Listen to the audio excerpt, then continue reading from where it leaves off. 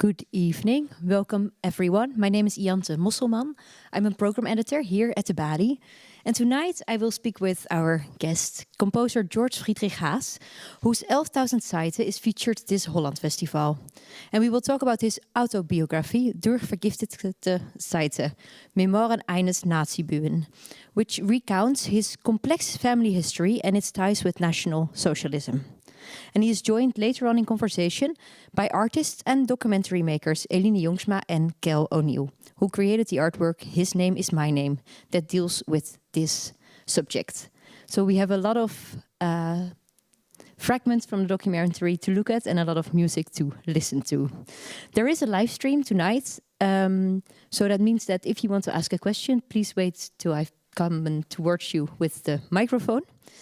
And before we are going to start talking, I will briefly tell you something about Holland Festival, and I will read a really short biography. I couldn't read a long one because then we would have been here for hours. The 2024 Holland Festival will take place from 6th of June until the 29th of June.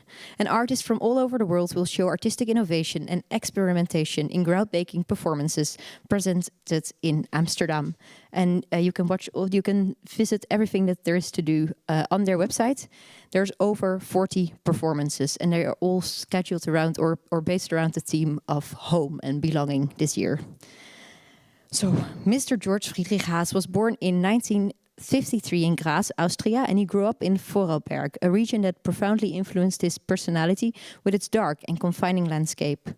He has emerged as one of the major European composers of his generation, and his music synthesizes in a highly original way the Austrian tradition of grand orchestral statement with forward-looking interest in harmonic color and microtonal tuning that stem from both French spectralism and the strand of American experimentalism. And the result of this, that we will hear also tonight, is an exploratory, uncompromising music that is also sensuously attractive. And he's currently teaching at Columbia and has been doing that since 2013. And before we're going to start, I wanted to ask you, because your performance, 11,000 Zeiten, is happening in a few days. How are you feeling? That's incredible. I'm so happy that it will be done. And it is a kind of a miracle. Please imagine 50 upright pianos. And each of them tuned a little bit different. And I have heard 3 performances on 3 different places. Each was, for me, very beautiful, very astonishing. Each of them is a little bit different because the acoustic makes a great influence to it. And I'm extremely curious of this place because the 50 pianos are in a circle around the audience. And this is the first time that the space where it is performed is in a circle too. And I'm very, very optimistic that it will be a fascinating experience. Because I can, what should I say? It is a ritual. It is a kind of a ecstatic prayer, or however you want it. Maybe I should say one thing. You have, if there are 50 pianos tuned differently, the difference between these pianos is very, very small. For specialists, 2 cents. And this is approximately the difference which we can make a difference with our ears. And also the pianos have all the pitches which we use in music, from the lowest to the highest. This means in this piece you will hear all pitches which are possible. And I make a selection of it. And I think this combination of these selections and of the entity, when at the end all the 11,000 strings of this performance are vibrating, and you hear all pitches which are possible, this is not only a musical, but I believe also a spiritual experience. And tell me, when creating this, how did you start? Where did you start? Can you hear it when you compose in your head? If I could not compose. No? I must hear it. You hear all 50? Of course, I will. In this piece, but I have to tell, I work with microtonality. I don't like this word, but don't waste time with this now. With microtonality since 1979, when I had 2 pianos tuned in quarter tones distance in my home. And I have a lot of experience with this, and I know what works, and there are many things where I don't know what works. Maybe it will work, maybe not. And in this piece, I only used elements where I was sure they will work. And of course, you know this.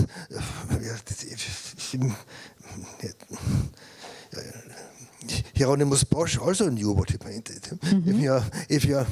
If you're an artist, you do what is necessary. And I can imagine that it's difficult if you're so experienced as you are to explain how you know. But do you remember the first time that you composed something that you thought, yes, I know?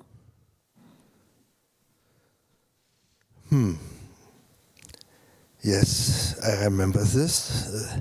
This was at the end of my high school when I fell in love the first time in my life. Before this time, I have written poems. And then now I tried to write a love poem, and I could not because I could not arrange the words. And I went to the piano and I played a chord, and I felt this chord tells much more precisely what I want to say. Mm-hmm. And I believe this is the point where I started to become a composer. The pieces were horrible which I composed. I wouldn't even allow to perform them. But it is this experience that music is more clear than words. And I bring one example which most of you will know, Schubert's Winterreise. Müller's Winterreise. If you read the text, sometimes it's really hard to mean what it really meant. But if you listen to the music, it's obvious. And this is that music can be much more clear than language. We're going to watch a tiny little fragment of it so that people can get an idea. Can I have the first video, please?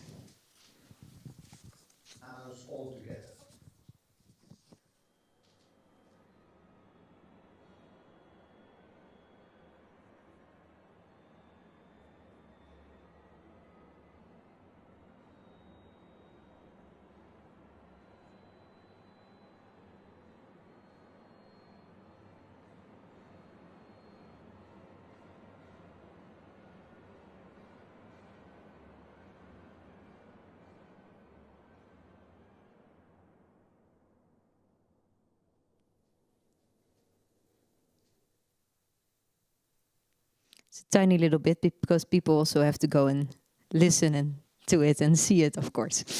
So it's just a small teaser. There was an article a former student of you wrote in the New York Times, and he wrote there, 11,000 Zeiten is a culmination of the past decade in Haas' life. And I was wondering, do you see this piece like that as well? Do you agree with him? I should ask him what he has heard. No. Musical expression does not work in that way that I sit down and want to say something. Mm-hmm. Musical expression happens. And what I am trying to do is thinking in music. And of course, yes, and I have thought in music.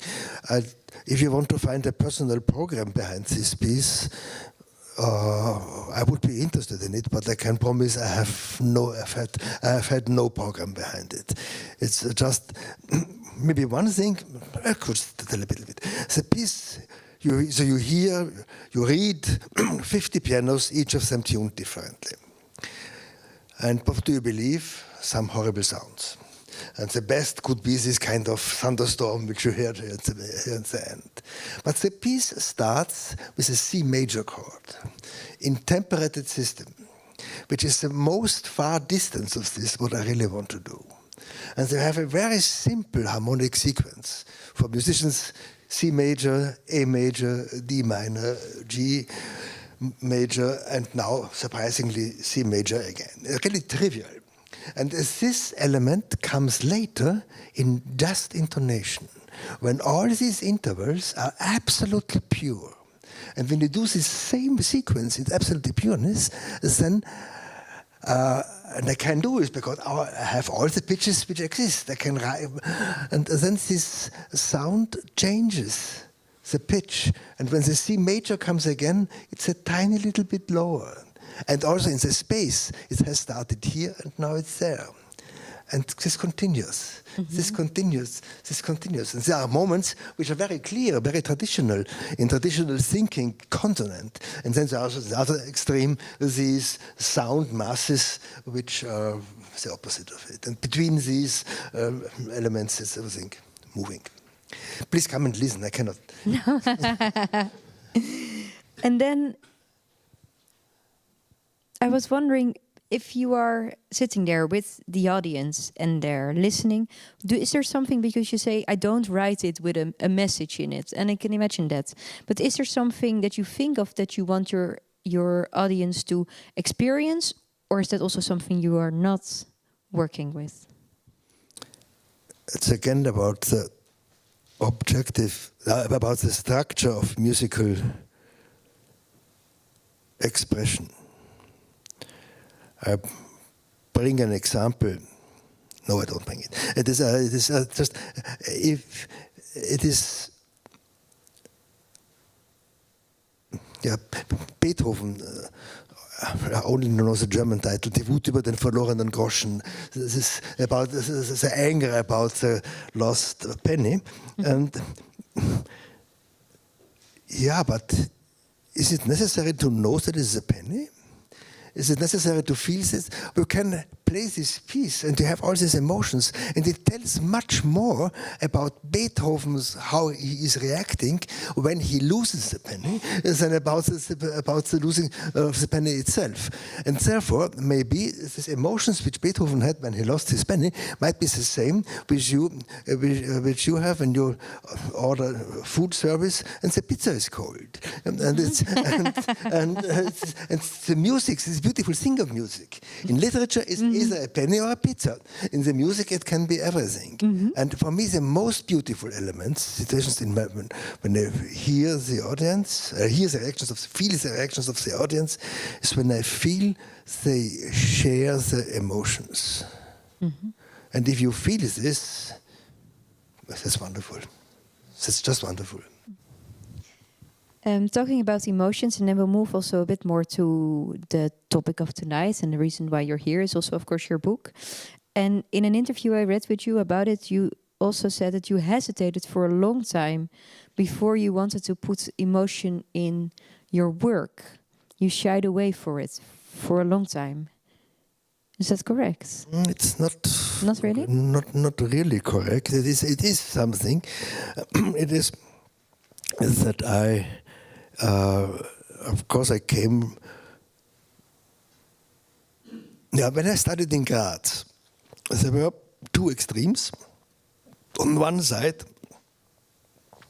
the old Styrian Nazi composers who composed tonal music, and on the other side, the avant-garde who made something completely different new.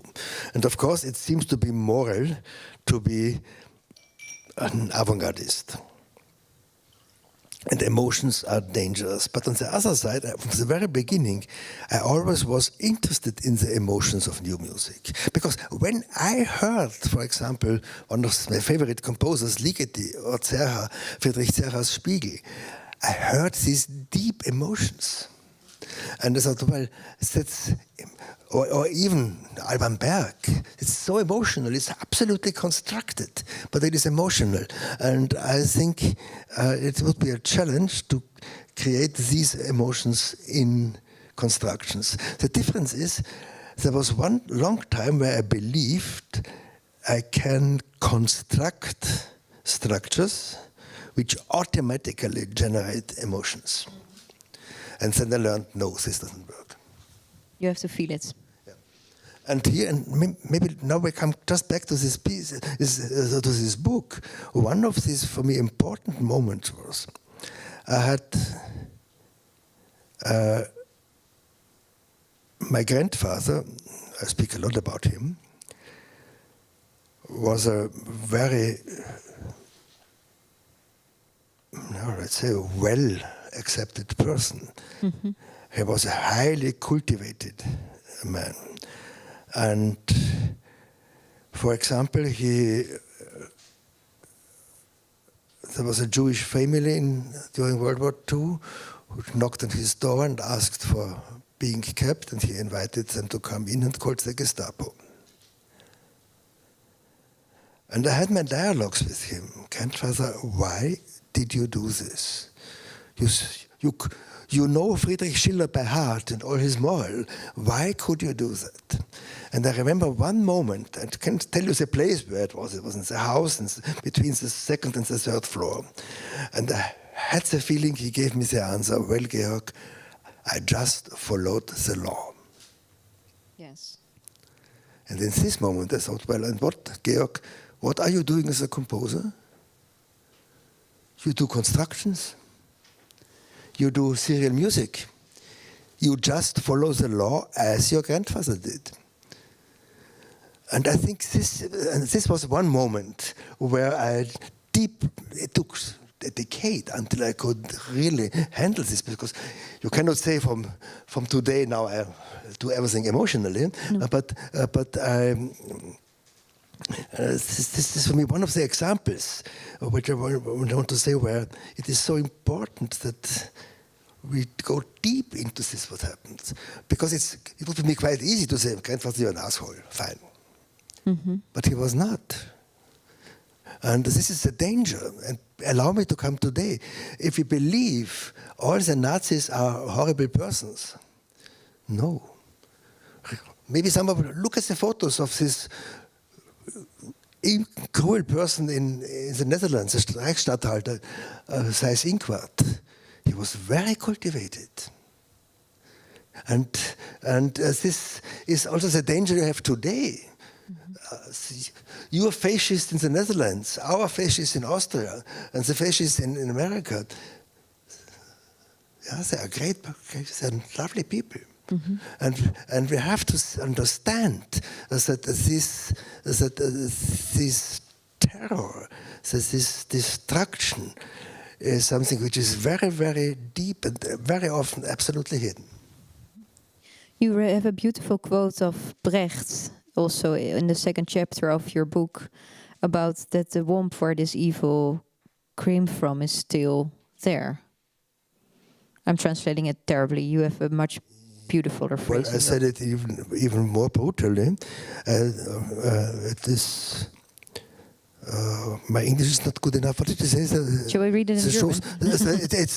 I say it. Forgive me. It is. He says the Schoß that das Gebar ist fruchtbar noch. It means, let's say, the vagina where this came out is still fertile, and for me it is painful to think I'm my own mother in this quote, and it's just pain. But it's the personal pain, and it's my problem, not yours. I make my music maybe based on this, and then it can be used, because you have other problems which are in the same depth, in the same intensity. I had a wonderful talk today when I watched my wife talking to a friend, and she spoke about what it means to be a person of color in different countries. And her answer was, well, don't let us compare the traumata. And that is, we shall not compare the traumata, but we shall, what I do, I use the traumata to cry, to shout, and to, in the ideal, to get a compassion to change. This is a dream, but maybe it's... So you grew up in a family that still believes that National Socialism was the right thing. Yeah. Can you recall the moment? And you also, of course, then if you grow up, you find that normal. And you write also, I thought the teacher was wrong and not my parents were wrong, which is, of course, as a child, the thing you do. And can you recall how the process, or can you tell us how the process went of you realizing that there was a big division between your world and the world of other people? Yeah, I can tell this. I bring it to three moments, three elements. One was I had a very good, still have, is still my best friend, who had a lot of discussions with me and made me clear that I cannot put my ideology on nationalism. It's not about any of national socialism. It's just about this idea of nationalism. That this is nothing where you can intellectually build your opinions. The second thing is, now we're in the music, I learned about the music of John Cage, and I deeply loved his music, and I understood his way of being non-intentional and of having a substantial inner freedom. And I remember the moment that, okay, Georg, either you stay in the world of your parents, or you continue with your love to Cage. How old were you when this happened? I think it was 21, 22. Mm-hmm.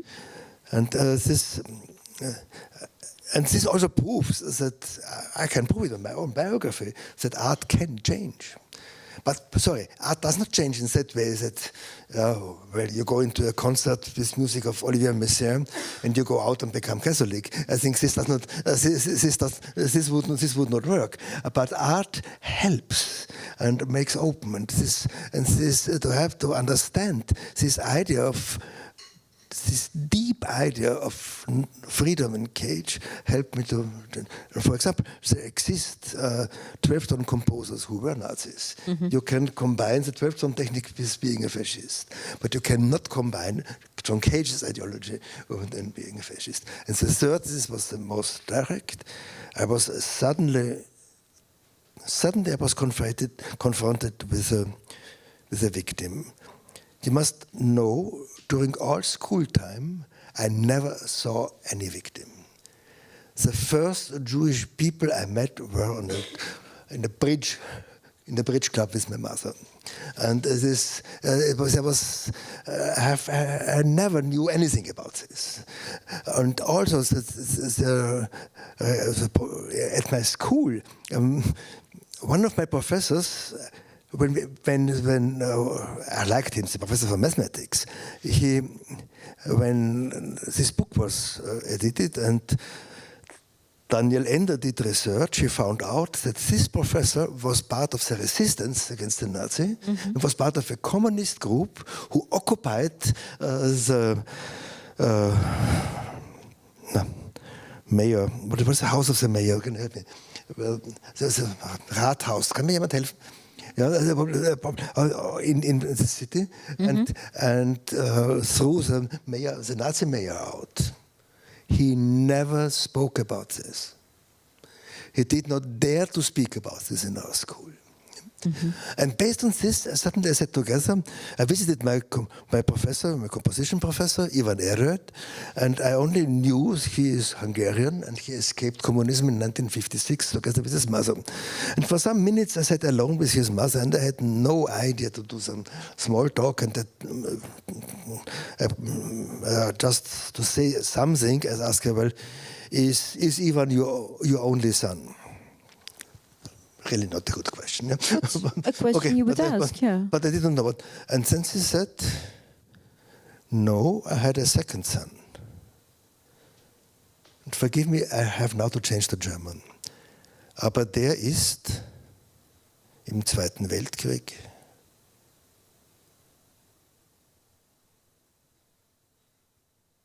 gestorben.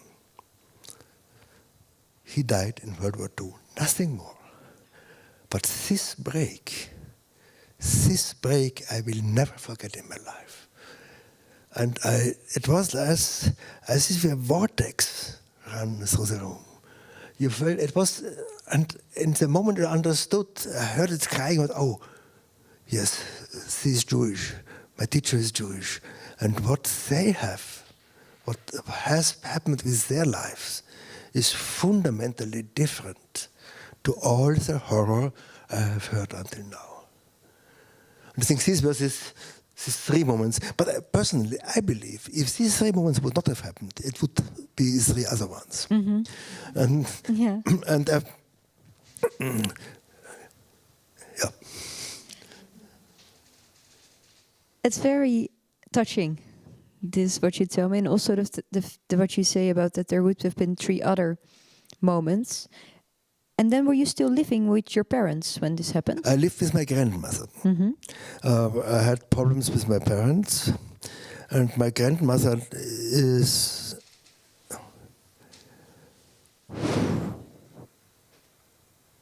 I write very in detail with her, about her.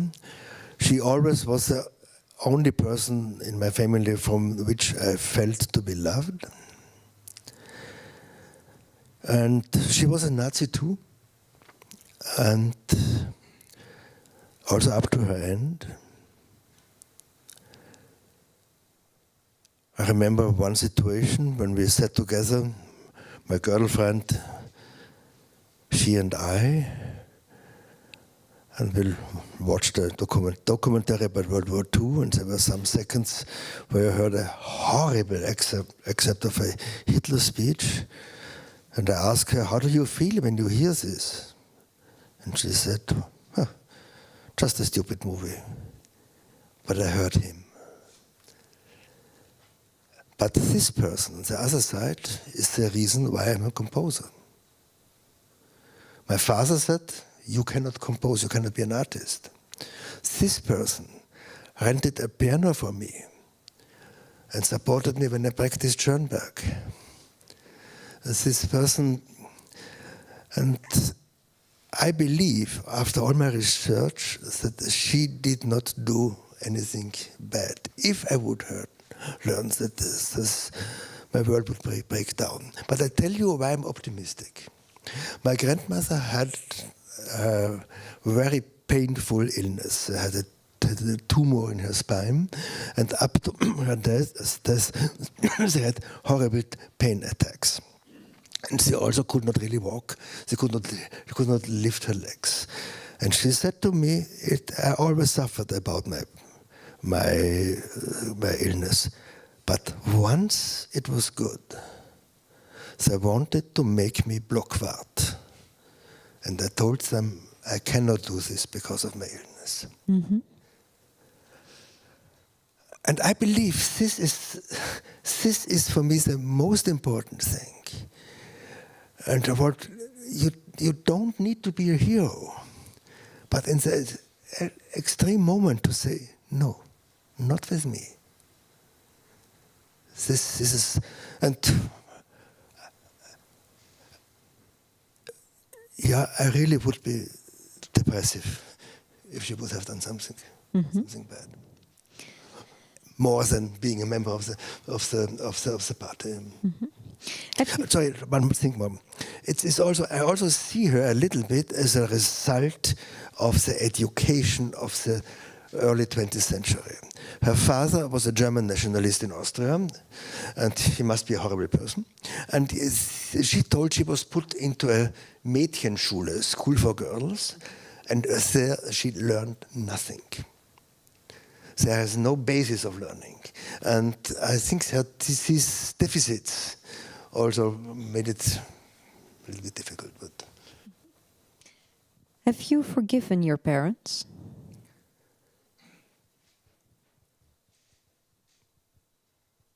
I am not the person to judge their crimes. I'm quite sure that my father did a war crime. Don't know how many people died, maybe some 100. He did it in panic, not based on sadism, just in panic. It happened. That's not my job. I'm not God.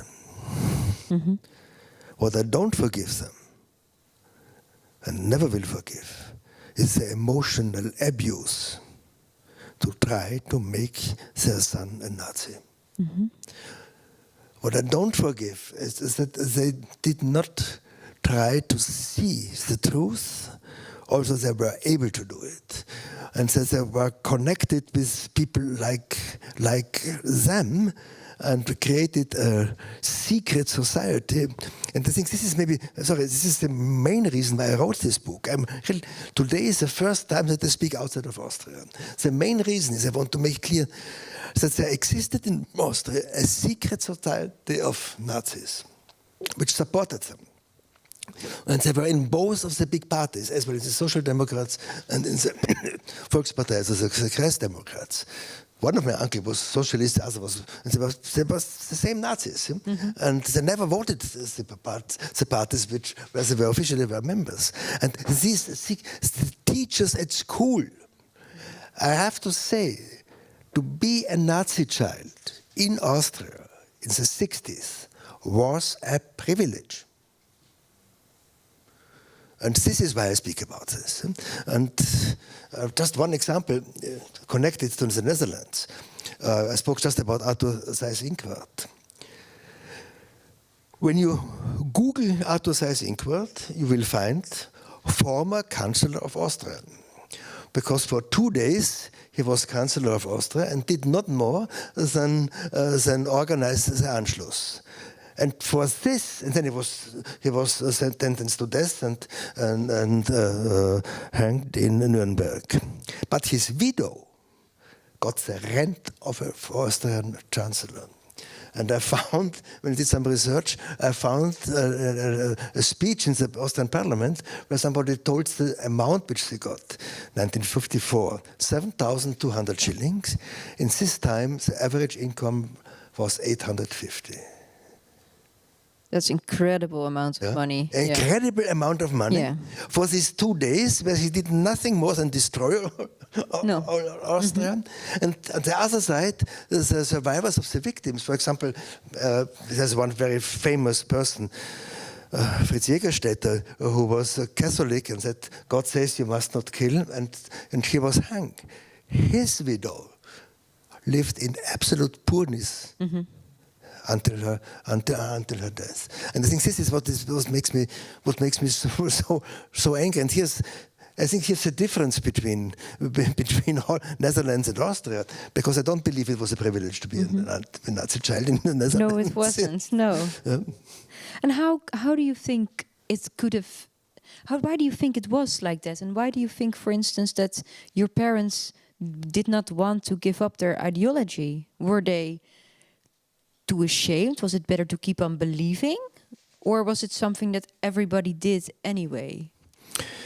I need a lot of pages to explain this. I understand, for example, my mother, who was 10 years old when her father emigrated to Nazi Germany, and suddenly she was in a paradise, that this experience poisoned her for her life. But I believe mostly that they all knew that they did crimes. I know about this one crime which my father told me, but I also know about some things of my grandfathers. But I'm sure there is more. I don't know anything about my mother. I only know that she was absolutely not able to accept even the most tiny mistake.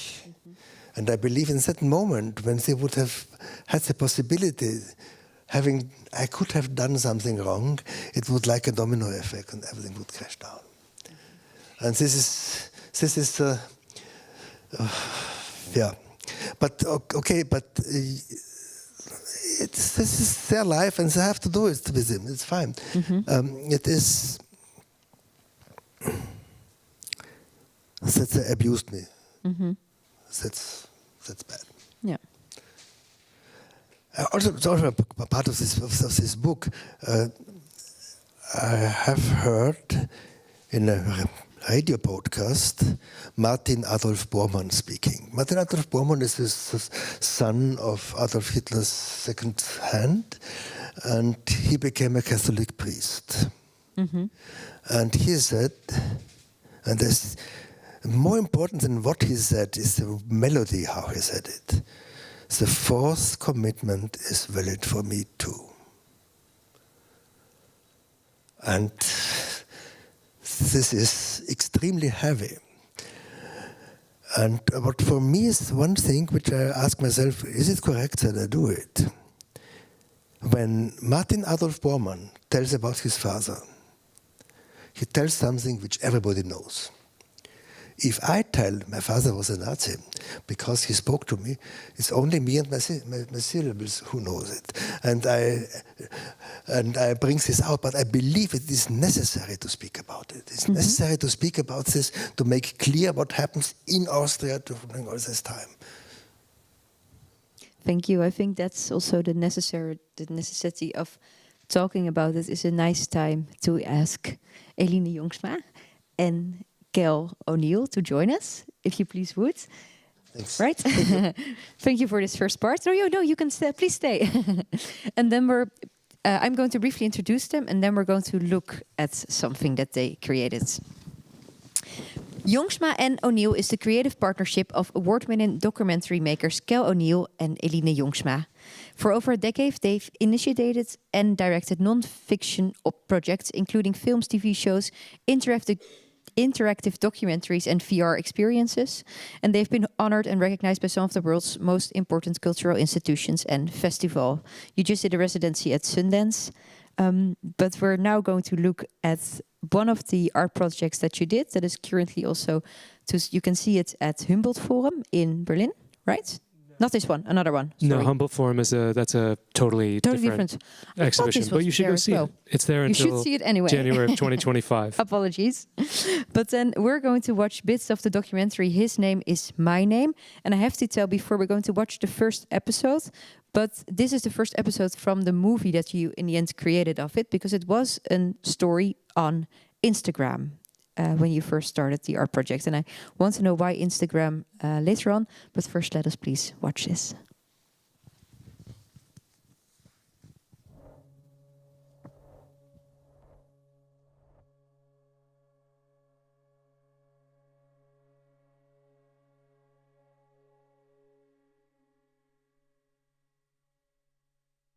This is the story of a man named Gerrit Jongsma. It's about his crimes and about how those crimes have been hidden by his family, by government policy, and by the sweep of time. During the Second World War, Gerrit was the mayor of a small town north of Amsterdam called Krommenie. He was a member of the Dutch SS and the NSB, the nationalist party that served Hitler's agenda in the Netherlands. He was a criminal who stole from Krommenie's municipal coffers, and a Jew hunter whose signature damned at least one family to their deaths. He was an alcoholic and a bully who patrolled the streets in his uniform with a dog on a leash and a pistol on each hip. And he was also my great-grandfather, but until recently I had never even heard his name. It was around 10 years ago, and I was visiting my father for dinner when he casually let me know that his grandfather, my great-grandfather, was a Nazi. My father didn't tell me much, just that he had been a mayor of a small town during the war, and that his name was Gerrit, but that everyone called him Gekke Gerrit, which in Dutch means crazy Gerrit. Now my father claimed he hadn't grown up knowing about the Nazi hiding in the family tree. The information came to him later in life, via his mother during her last years. So he could only fill in the broadest of outlines in the life of Gekke Gerrit, no specifics. Actually, he did know one story. The Dutch resistance absolutely hated Gerrit, so they dispatched 2 assassins on bicycles to take him out while he was on his nightly patrol through the town.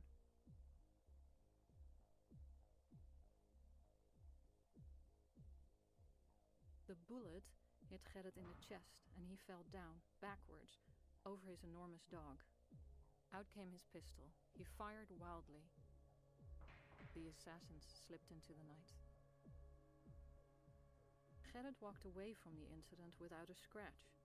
The bullet had been stopped by his wallet, fat with money he had embezzled from the town and its people. You may be tempted to dismiss this as a tall tale. But since that night, I've heard the same story from historians.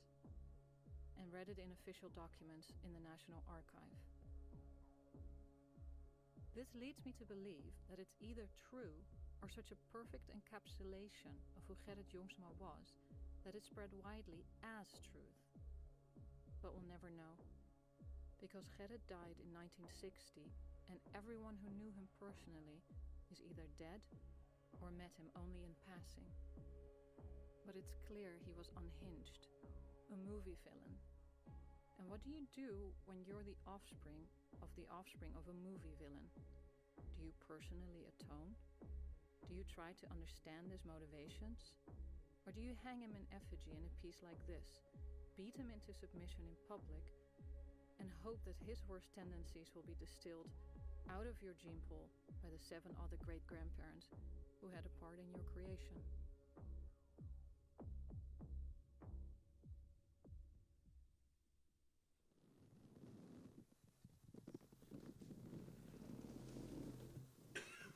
Thank you both for joining us. You end, of course, with a lot of questions. And one thing also why we invited you to join us is the thing you have in common is that you create openness about this topic. When really, for the both of you, you could have also not, because no one knew. You said yourself, I didn't have to. So why do it, Elina?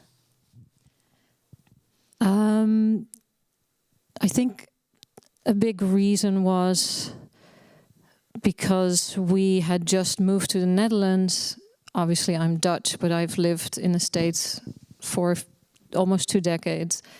We came back a few years ago, and we were immediately, trying to catch up on the news, and we were very much struck by some of the protests that we saw happening around refugee centers. Well, specifically one that's still very controversial in the Netherlands, and seeing young men wave Dutch flags, sort of in protest against, people asking for asylum.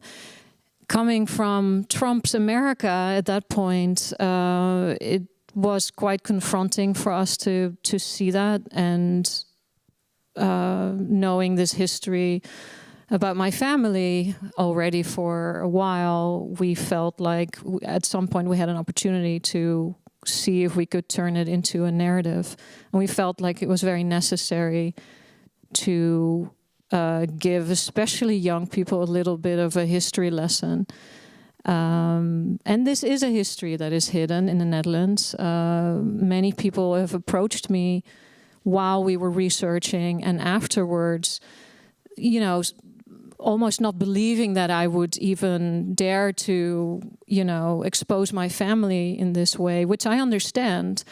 But it does tell you something about how it's passed down from previous generations, that this is something that you should be quiet about. Mm-hmm. And especially Dutch collaborators, I think have told their children not to speak about it. So it's necessary, of course, to process things correctly. You need to uncover what actually happened. Mm-hmm.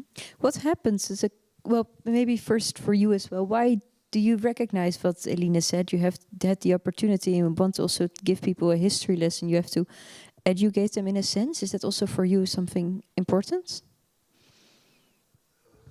Sorry, I'm still on a very... forgive me, I would like to answer to the end of your movie. Mm-hmm. When you speak about the genes, first the good news. 10% of the legal fathers are not the real fathers. And if you go for 4 generations, this chance increases. And I may confess, I made a genealogical analysis of myself, and I hope to find some Ashkenazi, but I had no good luck. But if there would exist Nazi genes, I would, and I say it very seriously, I would have to kill myself. Mm-hmm. Because I'm 75% Nazi. And I don't believe this. because I think it's much more important, because I think the important thing is not where do you come from. The important thing, what are you doing with this? And congratulations to your courage to do it. This is a way of healing. It's the way how the way to make everything a secret. This is damaging. And a wonderful example. Do you know the Austrian politician Georg Friedrich? Yes. His family and my family are comparable. He's dead, I'm alive. And he died, in my opinion, because he could not accept the truth. Mm-hmm.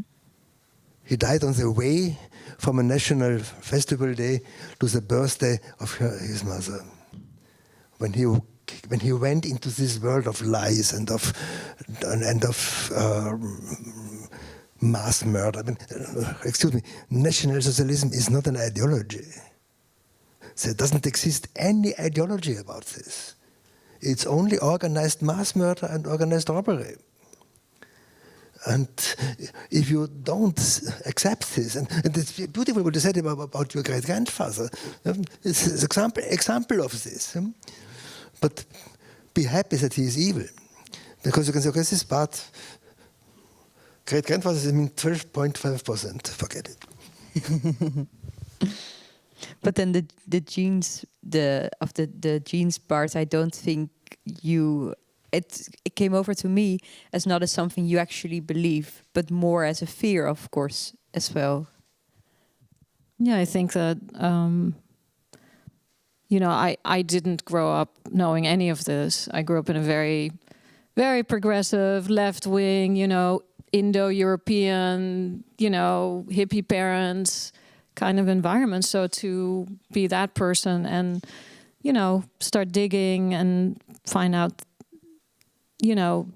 this history in my family tree, I think, it was quite shocking for me to sort of have to absorb that into my identity in some way.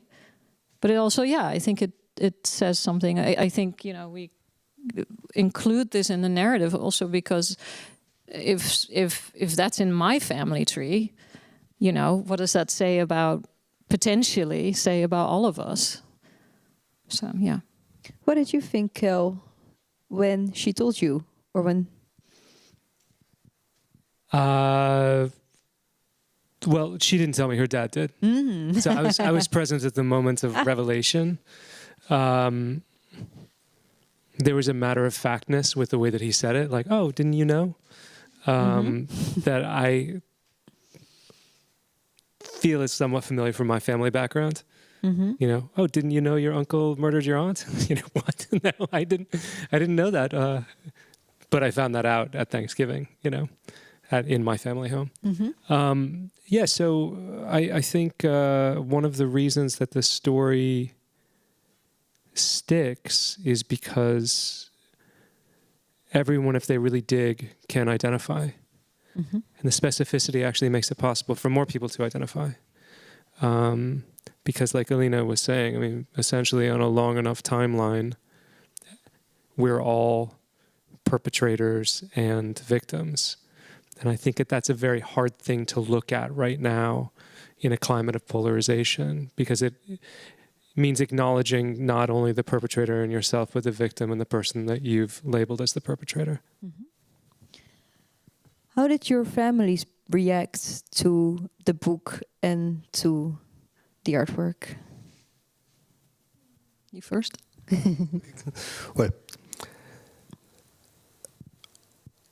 my brother 100% supports it, and there are also paintings of him in this. He's a painter in this book. My sister supports me, but she is grown up much later when my parents. And I also have to say that I'm the only one which was as strongly abused. My father said once we tried to educate Georg in the correct education, but with Roland and Irmgard we didn't try it anymore. And this is And I had, until now, it's very Austrian reaction. There are two types of reaction. One is perfect, great, thank you. And the other is saying nothing. And I have had only positive reactions or no reactions. And you? Mostly no reactions. No? Yeah, I mean, with my father, I kept him very up to date on the research part so that he wouldn't be surprised. And that was quite painful because the stories that he knew I found out weren't true about his grandmother, for example, the wife of Gekke Gerrit. He had heard that she wasn't around, and it turned out that she very much was a participant. So it was very painful to tell him that he loved his grandmother. So, but I still felt like I needed to tell him what the truth was. I don't know if he appreciated that.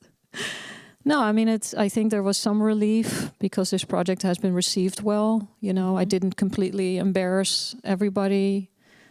They see the purpose. But I was not, I mean, it hasn't brought anyone closer. No? No. No.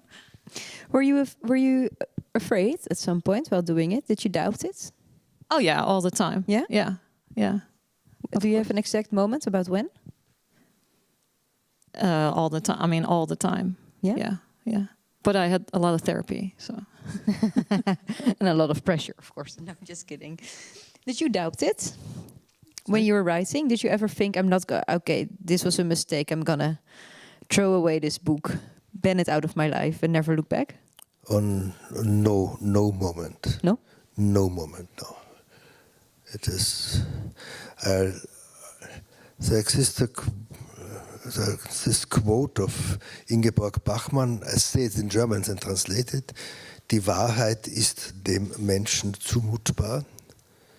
You can give humans the truth. And the truth is, it's but I have to say,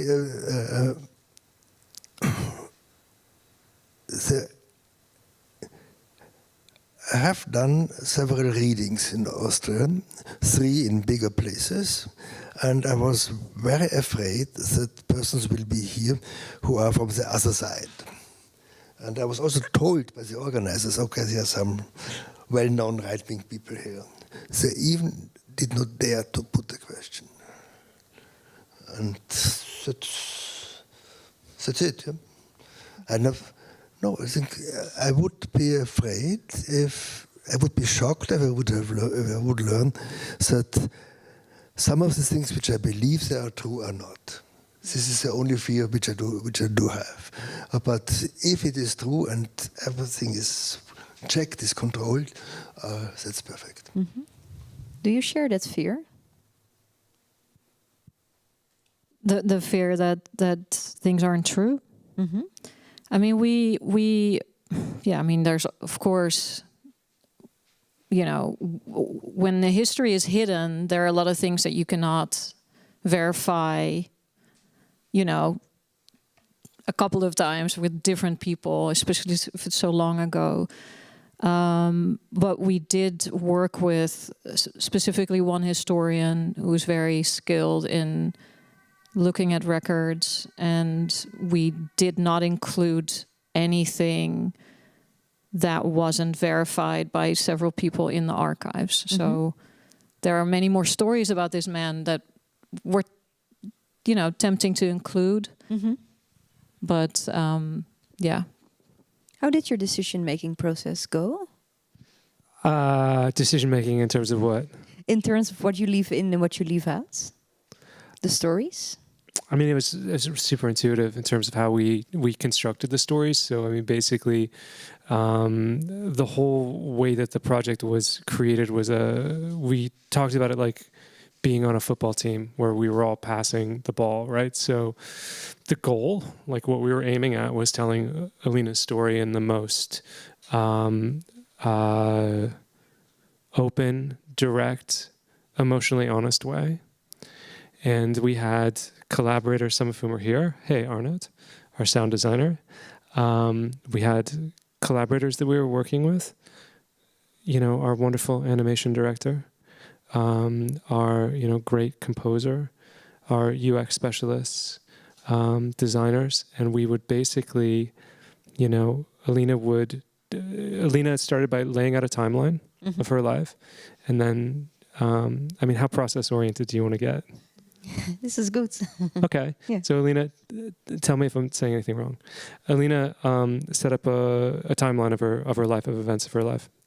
And Gerrit's life. Yeah, and Gerrit's life, right? So they sort of run into each other. So the timeline starts out in the 30s, basically, and runs up until now. Yeah. And then we took each one of those dates where there was an event, and I did an interview with Elina.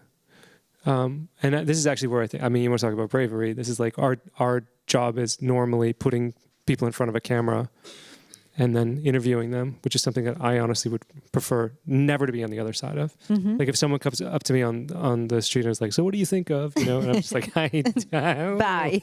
Yeah. I look like the rudest person on earth. Yes, but Elina subjected herself essentially to this interview. Then the interviews, I hand transcribed the interviews and would make adjustments as we were writing it. And then the job was to take those and sculpt them into basically one-page scripts for each one. So that was the form. Our law turned out to be the law of the one page. And then we recorded those. And at the same time, those raw recordings went to the composer. And the composer would actually compose a score around it. And then at the same time, the initial audio and the initial musical sketches would go to, it sounds very organized, would go to the animator who would receive the scripts with notes, just like Google Notes all over them, being like, at this point, this point, that. Then he'd expand that into these beautiful storyboards, and the storyboards would turn into rough, and then people would just start, you know, like the designer would jump in, and the composer would change something because of the way that the animation was shaping, and the story would even change slightly. So it was much more of an intuitive process, because for two reasons. One, because the sort of analytic part of it, if we had just indulged in that, we would have pulled people too far away from it. But if we hadn't had a organized creative process, then we would have potentially just run into just like full confessional. Yeah. That thing where, like, just because you're feeling the emotion doesn't mean the audience is feeling the emotion. Yeah. We're going to watch a little more of it. It's 2 episodes, and they're apart from each other. One is a bit more in the beginning, and one more a bit towards the end. But before we do that, Elina, I want to ask you as well, because it's your story, of course, but with working together with a creative team, you also give it out of your hands a little bit. What was it like? Yeah, I think that Kel started saying, you know, just from a creative point of view, just because somebody confesses something doesn't mean that it translates to an audience. So I think that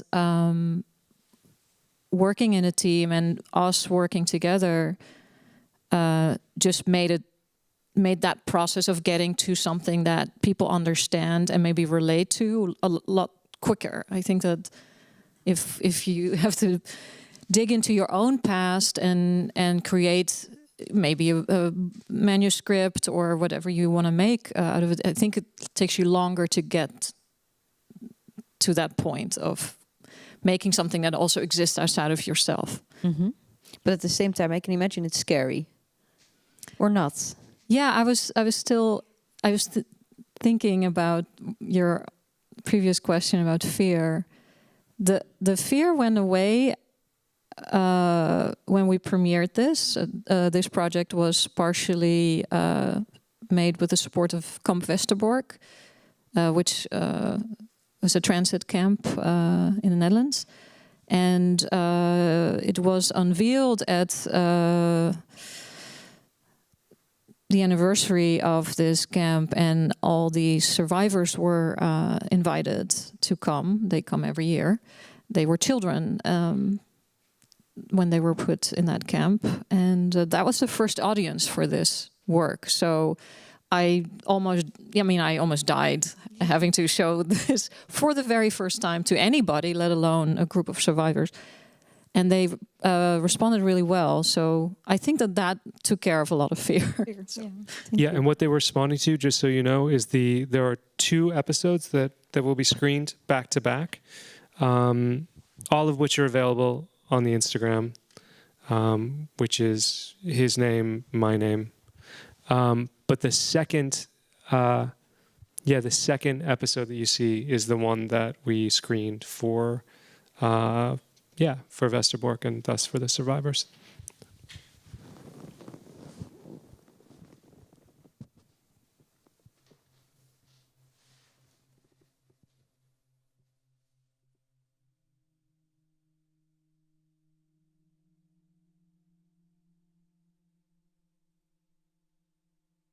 Everything that is left of Gerrit Jongsma fits into 2 slender boxes stored in the bowels of the National Archive in Den Haag. Each box contains a grey folder stuffed with photographs, embossed certificates, handwritten notes, and hundreds of pages of witness testimony, printed on paper the weight of onion skin in preparation for Gerrit's war crimes trial. On every page, Gerrit's last name is capitalized, making it easy to skip around to find the most damning evidence.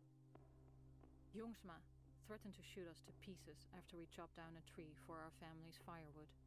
Jongsma stole gasoline intended for the fire brigade to fill up his own motorcycle. Jongsma wrote up the list of striking factory workers who would later be executed in Amsterdam. His name is my name. An hour into my second visit to the archive, I'm queasy from the smell of decaying paper. Fresh air rarely touches Gerrit's files, and when I open the boxes, fingernail-sized fragments of paper tumble onto the floor. The National Archive restricts access to material connected to former NSB'ers for reasons I still don't entirely understand. I had to call ahead to set my appointment and request Gerrit's file boxes. Once granted permission, I was placed in a well-lit room at a long table, watched over by security guards. Photography is forbidden. The guards made sure my phone was safe in a locker before finding me a seat at the table, then pasted over my laptop camera with a yellow post-it note. The net effect is that this material is not, in any real sense, public. The stories of the men and women who collaborated with the Nazis remain intangible and theoretical, unconnected to images that could make them real. There's a photograph of Gerrit giving a Nazi salute as he walks down the street on the day of his inauguration. On the right of the composition, a group of Jeugdstormer boys cluster in the foreground. On the left, a row of Jeugdstormer girls stand underneath a propaganda poster hung on the wall of the town church. Long, late afternoon shadows give the scene a dreamy electricity. Was this the best day of Gerrit's life? It could have been. The picture appears twice in his file. Once as a large print made by the NSB photo office, and then in a smaller version, lovingly pasted into a cloth-bound family photo album. There, it sits alongside photos of home life and family gatherings. Without knowing its contents, it's easy to imagine such a book sitting warm and cozy in a drawer for generations. But Gerrit's crimes strip away any family claim on the book and its photos, turning memories into state property, transforming heirlooms into evidence.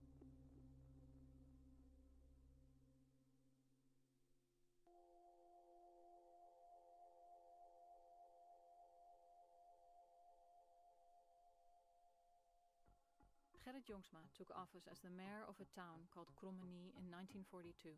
I've seen the pictures in the family albums at the National Archive. It was a real Nazi affair, black boots and hands in the air. The crowd looked dour, perhaps because there weren't that many NSB'ers in Krommenie, which meant Gerrit's inauguration wasn't something to celebrate. But maybe I'm writing too much of a story here. Maybe the crowd wasn't upset at all, but looked that way because nobody looks happy in any of the pictures that I've seen from that time. Except for the Jeugdstormers, who look like they're having a ball. The Jeugdstorm was the Dutch equivalent of the Hitler Youth. On camping trips and sailing expeditions, the happy boys and girls of the Jeugdstorm celebrated a sense of belonging and a hope for the future based on shared goals. Fitness, ethnic purity, and the rooting out of the insidious elements who would oppose the NSB in the Reich.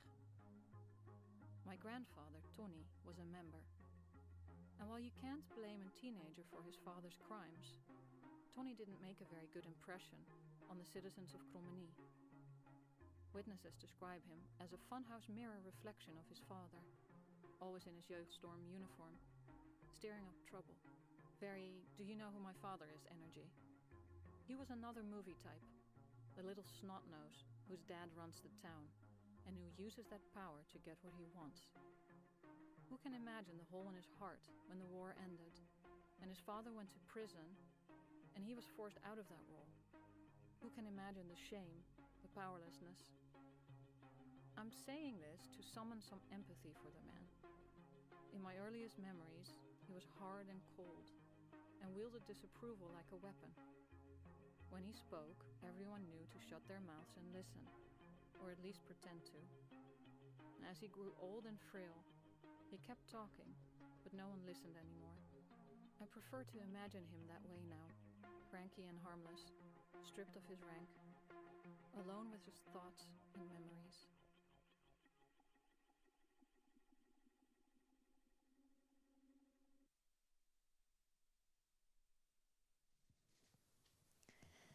I want to start a bit with the first video of you going to the archive where everything is, well, your phone is being taken away and everything is very closed. What do you think of that? Personally, I think at this point it's problematic. I think I know that the National Archive is digitizing a lot of files and is slowly releasing or trying to find ways to, make this more public. Mm-hmm. But it's been many, many years of, closed files in boxes. Mm-hmm. Yeah.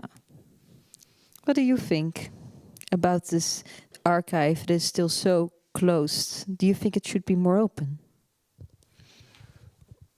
I think this is I'm not the person to judge Netherlands policy. It is.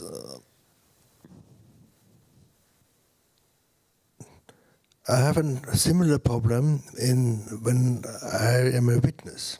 Mm-hmm. Because I cannot name some people. There are some stories which I should tell, which I could not tell because it is not possible to hide the identity. And it is, you have good luck because it still exists. In Austria, the list of the members of the Nazi Party has been destroyed. There exists a copy in Berlin, and some of them are found, but it's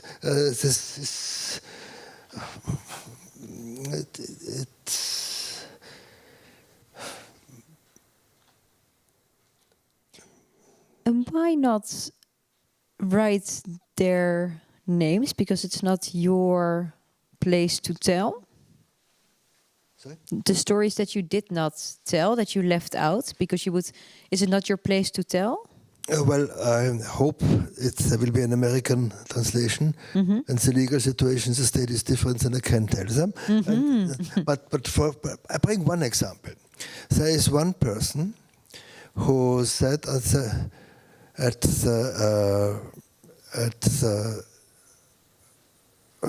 funeral of my grandmother, he held a speech, and he started with the sentence, Irmgard Haas died as a upright national socialist. This person was a leading person in Austrian in public industry. It was 1978. I'm the only person who has a memory. If he's not alive, but if this organization, for example, would sue me, I would lose. And, or another situation, similar. Also a high person in Austrian,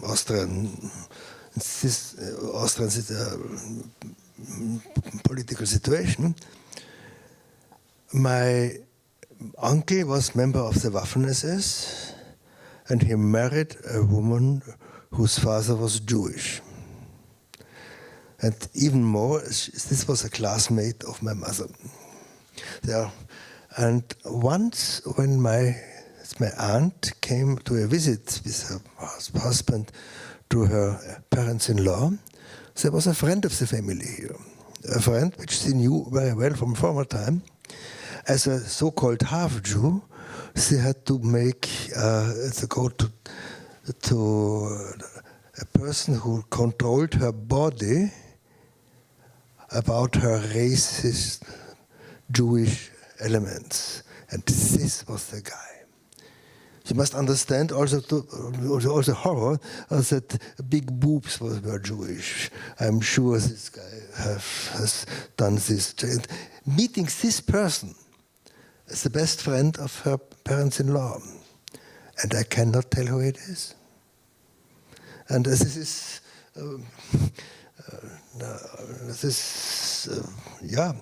but it's. I think it's not necessary, because what I prove in my book is these are only these few persons which I know. How many will it be in reality? It is so. It is this network of Nazis in Austria is so strong, and up to date. And it became even worse when the open. Okay, not open Nazi party. We don't have any open Nazi party. We don't have any open Nazi party in the Netherlands too, and we all know this. Yeah? And when this third party became more and more strong, that okay, we have this. I call it purports. That the politics, that the positions in public are in relationship to the parties. They are socialists. They are Christ Democrats. For example, my uncle 1 was socialist, my uncle 2 was Christ Democrat. And now a third is coming from this third party. This means that the percentage of Nazis in Austrian public life is very, very high. And this is up to today, and it's just horrible. It is.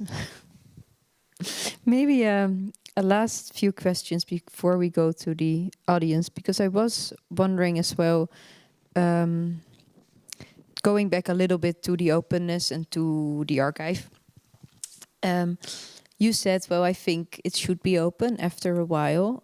What brings it, do you think, or what is the result of it not being open? And about the silence you explained as well, your dad told you during dinner, and just like by the way. So what I was wondering, what happens if we do not share these stories?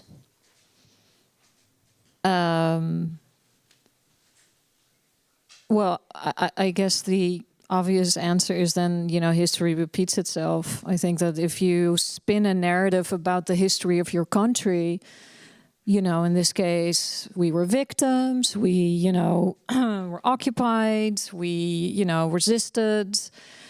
There was a Holocaust, and, well, I'm simplifying things, but if there is no full, complete story about how, in communities, people made decisions for themselves and their families, I think, you're I think the chances are very high that certain tendencies will be repeated. And I think you kind of see a little bit of that right now. Mm-hmm. Forgetting that, feeling superior makes you vote a certain way. I mean, it starts somewhere. You know, you could go way back. Yeah, you could go way back, but I don't think it was ever the intention of the National Archive or the government to hide what I think they were trying to protect people potentially. I mean, I don't really have an answer. I have not been able to find a conclusive answer on this. But I think at this point, I think it is quite harmful and people still don't want to talk about this. And so many people contacted us from all over the world, really, confessing to us, I know my father was this, or my uncle did that. There's this need to talk about it, but there's no real soil to do this in because it's, suppressed a little bit. Mm-hmm. How do you react to the people emailing you?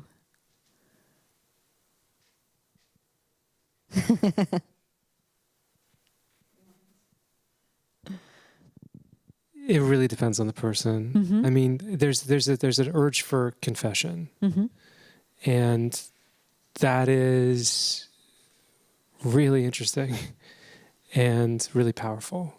And so there are a lot of cases where we just don't respond. And it's kind of because it's very clear that it's about them reckoning with the same kind of thing that I guess in a privileged position we've been able to, it's different for Elina to some degree, but for me, there's a maybe it's the same in a way. I don't know. Like we get to reconcile with it artistically and creatively. Mm-hmm. And when I say it's different for Elina, I mean it's because I'm the one person on the stage that's not up here completely naked. Yeah. Right. Well, you and me. So, yeah. I mean, in some ways, it's like that. Their emails are coming from the same place as the piece of work, and in a way that makes it feel like it's a successful piece of work. Yeah. Because they can ride that channel. Mm-hmm. I do want to say one thing about the archives. Yeah.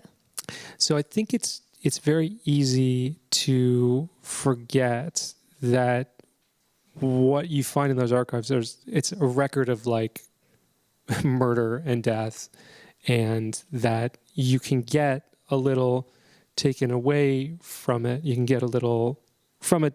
If you just think of it as an archive. Oh, well, what's in an archive? An archive has paper in it, right? Not much in it, yeah. So it has paper. Yeah. Right. So I think that one of the things that you see in that is that it's, in the way that we sort of controlled this part of it is that there is all this organic language, paper the weight of onion skin, the pieces of paper the size of nails. And it's kind of because like, in a way it has this resonance of,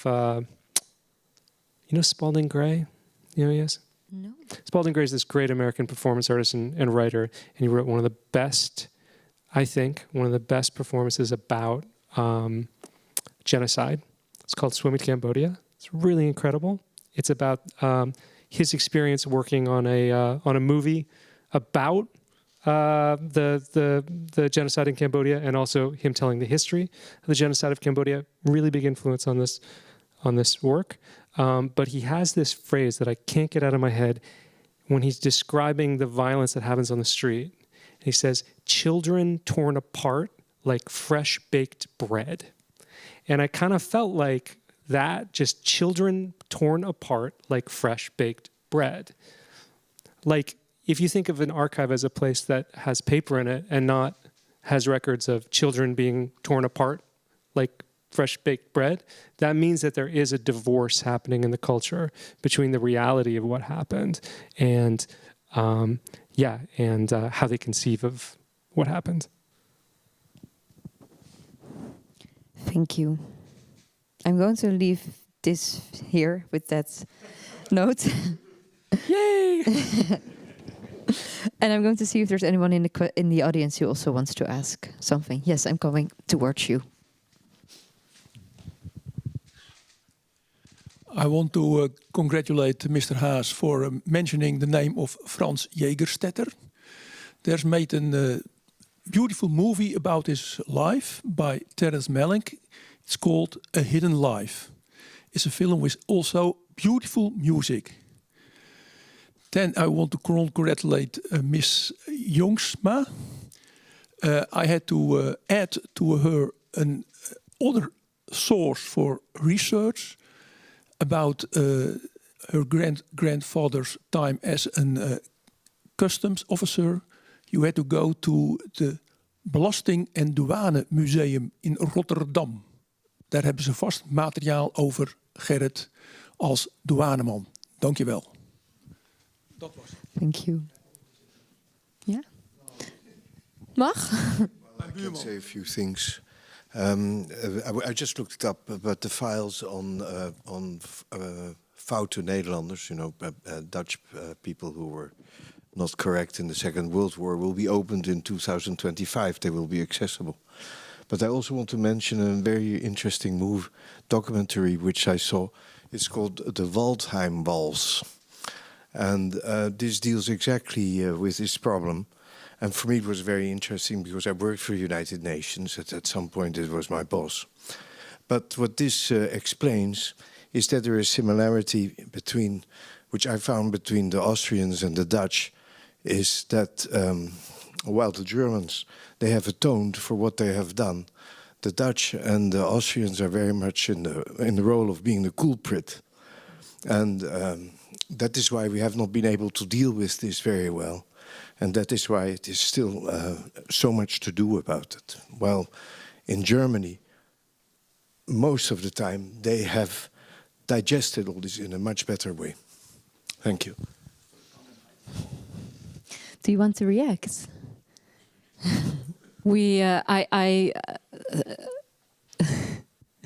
So right now we have an exhibition in Berlin that has some stolen objects in it that have a Dutch origin, in a sense that they were stolen from Suriname and Nederlands-India, but they found their way into German hands and museums.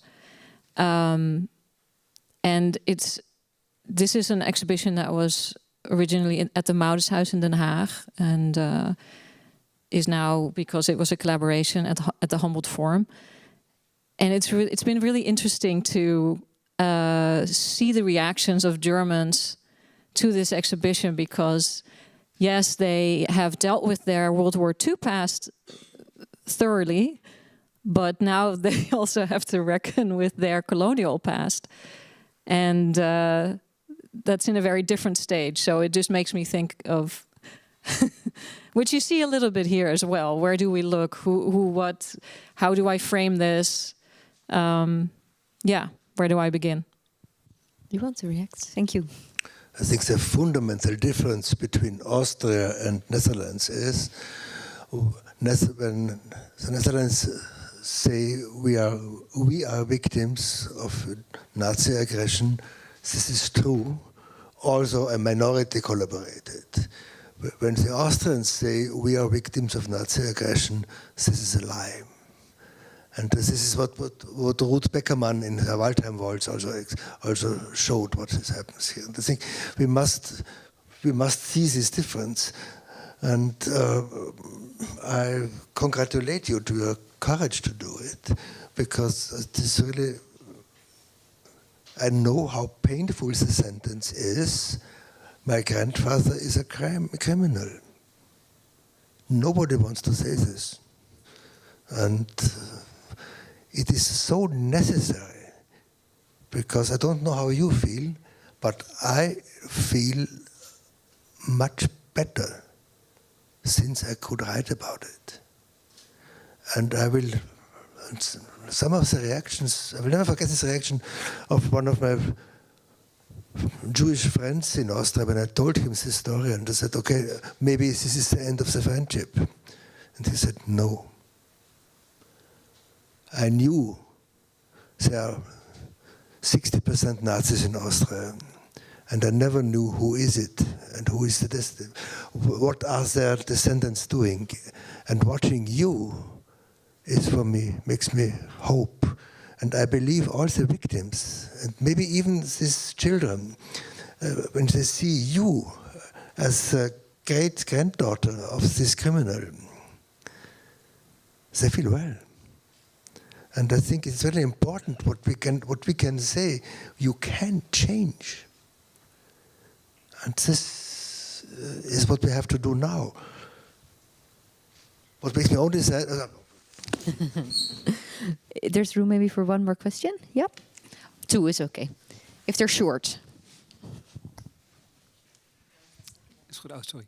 Thanks for a very interesting discussion. I have a specific question for Mr. Haas. I would like to hear a little more about the response to your book in Austria, because if I understood you correctly, it sort of implies that Nazism still pervades Austrian society, yet the reaction, if I understand you correctly, has been very quiet almost.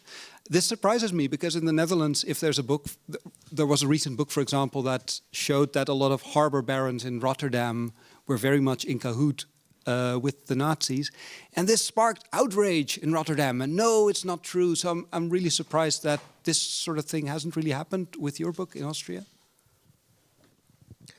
Well, there were some reviews of the book, and I did some readings with 200 people approximately coming as visitors, but I don't believe that there is a huge resonance on it. It's not necessary. But just some days ago, I read about another man who wrote about his 2 grandfathers who were Nazis. I think it's also just important what you did and what I am doing. Just start with it. That all the others who have the same history, just look on it. Because as Ingeborg Bachmann says, the truth is something which we have to see. And it's better for us, better for you, better for me, better for my siblings, that we clearly look on it. And I have to confess, I had hoped that there will be more reactions than it was. But okay, that's it. I just wanted to say, I from an outsider perspective, I will tell you why there is not this huge denial. The amount of research that the publisher and the person who co-wrote it did, everything was proven. They went to archives, they pulled out books, they pulled out records. This is the reason that Georg doesn't talk about people that he can't absolutely prove on paper 100%, because the laws in Austria are so strict. For them to say, no, this is a lie, would put them in danger because the publisher can prove it's true. So I believe that the responses are muted is because they know that they would be caught, and they know that this is solid and supported with all sorts of evidence. So there's fuck all they can say, pardon my French. I have a last question here, and then maybe at the end, because I should have done it earlier, but I forgot, then we will end with music, if that's okay. Thanks. I would try to say it short. We have an interesting combination here, the music and theater or documentation. Speaking of theatrical works, Mr. Haas, congratulations for your new opera Liebesgesang premiered in Bern recently. And speaking of theatrical works, one may immediately think of your trilogy, Bluthaus, Coma and Thomas, and your collaboration with Klaus Händel. And how do you think, or do you think that a music theater is a more effective way to convey your subtle emotions? And how do you think the connection between Liebesgesang and our previous operas? Thank you. Could you help me? My English is not fine enough. But about your connection with emotional theater, what do you believe that you express yourself emotionally, theatrically through your works? okay, thank you. Well,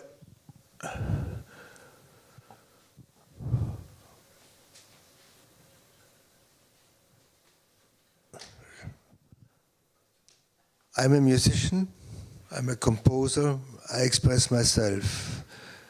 What are the backgrounds of it is not necessary to understand the music. The history of my personal history, to know this is as important to know that Schubert was gay. It's interesting and it explains something. If you go to Schubert, it explains his sadness, it explains his hopelessness. But what Schubert is telling us is something which is completely different from this story. And I believe and I hope in my music, either it is, so even if it is, you will hear my cello concerto later. Okay, good. This reacts to the story of my father, where I learned that he did a war crime and maybe some 100 people were killed. And I shouted out my pain of this. Do you need to hear this, to know this? No, not at all. Because you just feel his emotions, and maybe when you hear this, you identify with your own sadness. And I compare it. Friedrich Schiller, this famous German poet, he needed the smell of rotted apples to write, and I need the Nazi history. Yeah? This is art is something, and you have your rotted apples. Everybody does have them, and the reason why I wrote this book is not to explain my music. The reason is I'm a witness. I'm a witness of this horrible secret society of Nazis in Austria. And I am maybe the only one who is privileged enough to write about it. And therefore I did it. And with my music, maybe there's some work for some musicologists, maybe I do it. But what I'm doing is expressivity just as it is. We're going to end with some music, and then there's two fragments, and one is a concerto that you wrote for violoncello or with the orchestra, but first you wanted us to listen to Franz Schrecker. It's a quote of his opera Der ferne Klang, very short. Franz Schrecker has been even more important than Richard Strauss in Germany, and nobody knows his name now, because first he was half Jewish, and second his operas are very, very expressive and decadent and much more human than the Richard Strauss operas. And the text here is, O Vater, dein trauriges Erbe. O Father, your sad heritage.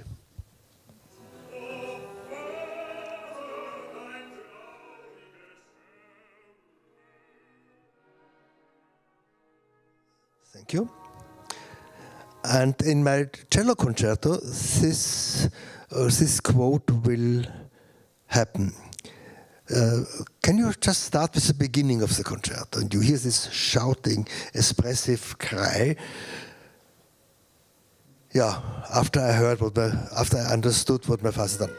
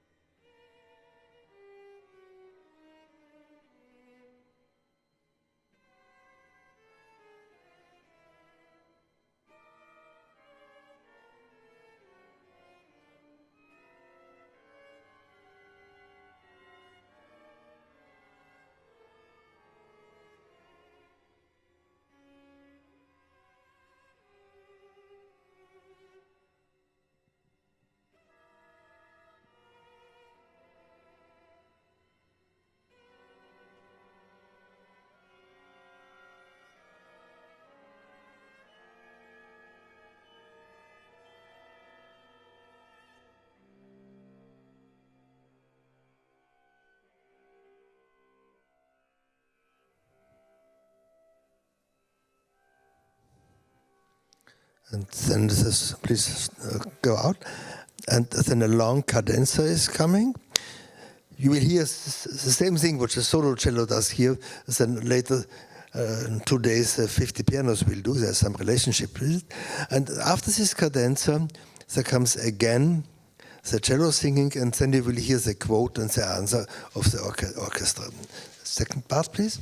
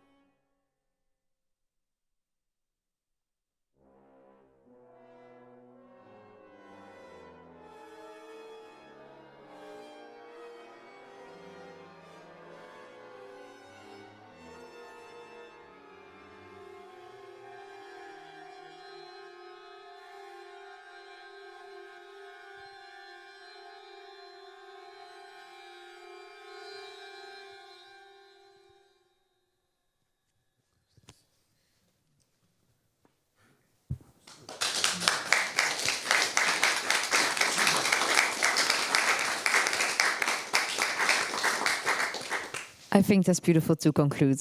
To hear your music, to hear 11,000 Zeiten, please go and visit it in a couple of days. Say 22nd, if I'm correct, of June. And you can still get tickets at the website of the Holland Festival. To watch the project, His Name is My Name, you can look that title up on Instagram and then you will find it. Or you can come to the Balie this Sunday at 3 and we will have a screening of it. Thank you very much for being here. Thank you very much for sharing. I really appreciate it very much. And there's lots of programs going on. Have a really good Holland Festival and hope to see you again soon in the Balie and next year. Bye. Thank you.